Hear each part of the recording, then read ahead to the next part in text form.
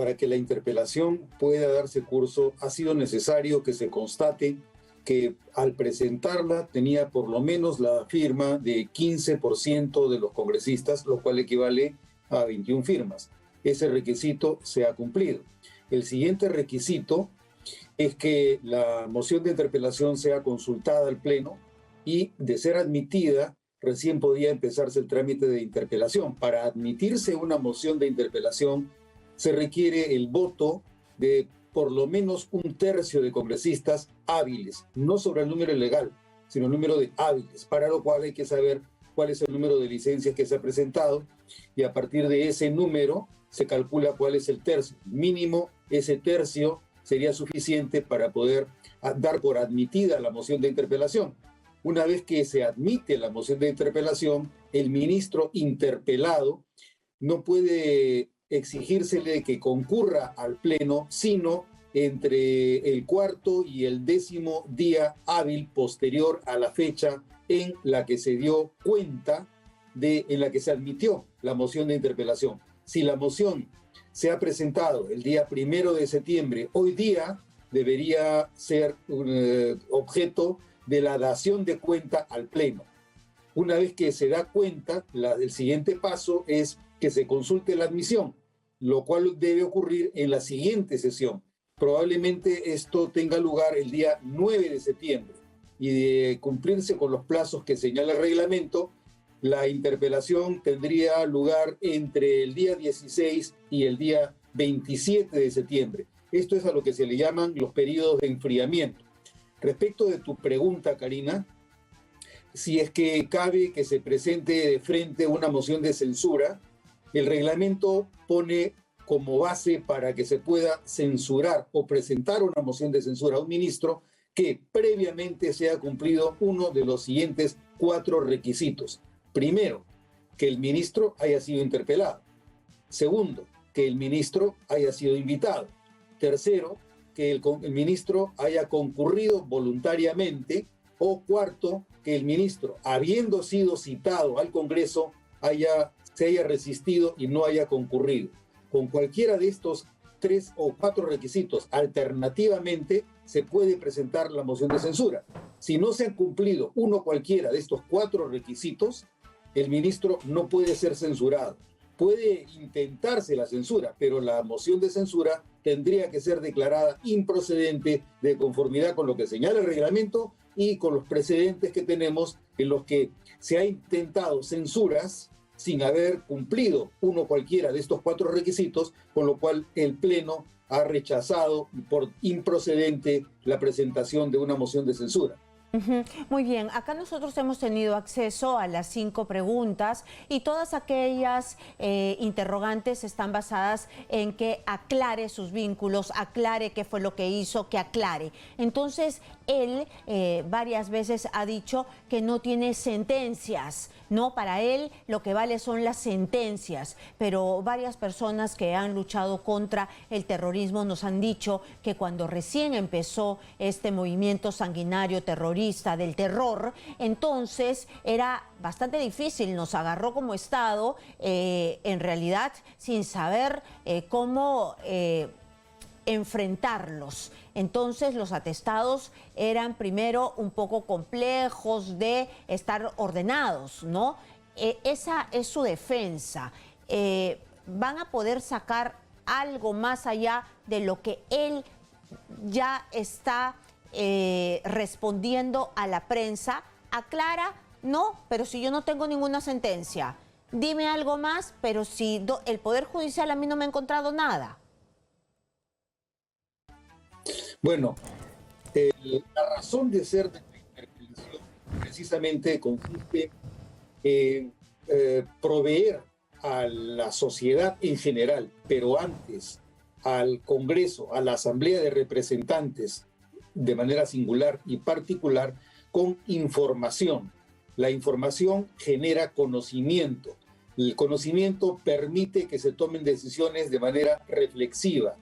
Es a partir de los argumentos que tenga quienes están promoviendo la interpelación y los argumentos que presente el ministro interpelado que se tendrá que aclarar qué cosa es lo que ha ocurrido y cuál es el estado que efectivamente tiene el ministro en relación con la idoneidad con que debe ejercitar el puesto de ministro de Estado. Ese es el tema, ese es el objetivo que debe tener la sesión en la que se lo interpele. Lo que ocurra fuera de la sesión, es decir, la información que recibimos desde el punto de vista mediático o periodístico puede ser muy valiosa. Sin embargo, no sabemos cuáles serán los fundamentos adicionales a los que aparece en el pliego interpelatorio que tengan quienes promueven la interpelación, los que determinarán si es que se le repregunta y si es que él tiene respuestas adecuadas para salir solventemente de la interpelación a la que debe ser sometido. ¿No? Es un ámbito político, no es un ámbito judicial, no es algo que él no tenga que responder como a la prensa, ¿no? Se da media vuelta y se va. Acá le debe respuestas al Parlamento que representan al pueblo que está ahí representado por los elegidos por el pueblo. Entonces, es un ámbito político, las respuestas son políticas, no puede simplemente decir, a mí no me sentenciaron, es decir, cómo se mueve, cómo dice, si es que tiene el perfil moral. ¿Eso vale el perfil moral para después no terminar en una censura? Bueno, lo central de la interpelación es que debe rendir satisfacción a quien es el titular de la confianza que el gabinete debe tener en el Congreso. Entonces, los criterios que utilicen los congresistas para calificar como satisfactoria o no la respuesta y los argumentos que presente el ministro de Trabajo van a ser criterios eminentemente políticos, pueden ser criterios de ética política y por lo tanto están sujetos las decisiones a la discrecionalidad con la que proceda la conciencia de los congresistas que interpelan y que reciben las respuestas que trata de dar el ministro de Trabajo. Muy bien, solamente para recordar a las personas junto con usted cuál es el pliego de interpelación, es el siguiente, ¿no?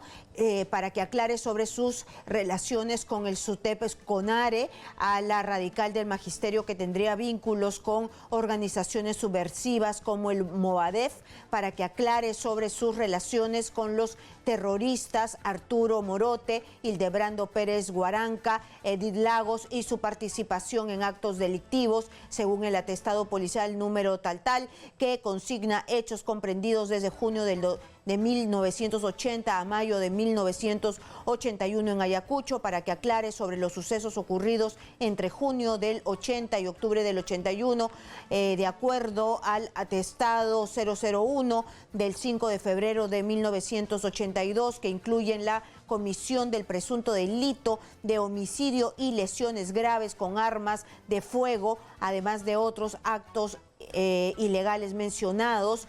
Cuarto, para que aclare en qué circunstancias se le sentenció a 4 años de prisión suspendida en el año 2009 por disturbios contra la propiedad del Estado y daño agravado que corresponden a daños vandálicos contra la Dirección Regional de Educación de Ayacucho y establecimientos particulares sucedidos en el año 2004 en una huelga magisterial. 5, para que aclare si es cierto que en algún momento ha actuado como secretario de Juventudes o ha tenido cargo dirigencial o algún tipo de liderazgo en el Movadef.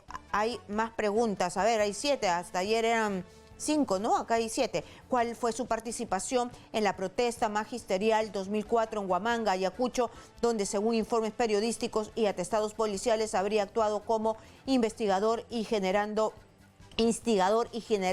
zozobra? 7, para terminar, para que aclare cuál fue su vínculo con el señor Hildebrando Pérez Guaranga, uno de los perpetradores de la masacre de Lucanamarca en Ayacucho, que acabó con la vida de 70 campesinos. Usted, que es un experto en derecho parlamentario, que sigue todo lo que hay en el Congreso y que además ha sido ex oficial mayor en el Parlamento, ¿alguna vez ha visto que un ministro haya sido interpelado con esta clase de preguntas tan fuertes sobre vínculos con el terrorismo? Bueno, que yo recuerde sobre terrorismo, no, sinceramente no recuerdo, pero en todo caso las interpelaciones siempre están marcadas por una exigencia muy fuerte y por una presunción política respecto de la presunta o supuesta responsabilidad de los ministros. En algunos casos, contados, los ministros salen airosos. Uno de los casos que ocurrió recientemente fue la interpelación contra el ministro Basombrío, me parece, en el periodo del señor Kuczynski del 16 al 19 recientes. Pero fuera de esos casos, cuando hay una interpelación, hay cierta animosidad basada en un criterio que se han preformado los congresistas respecto de las responsabilidades que tienen los ministros.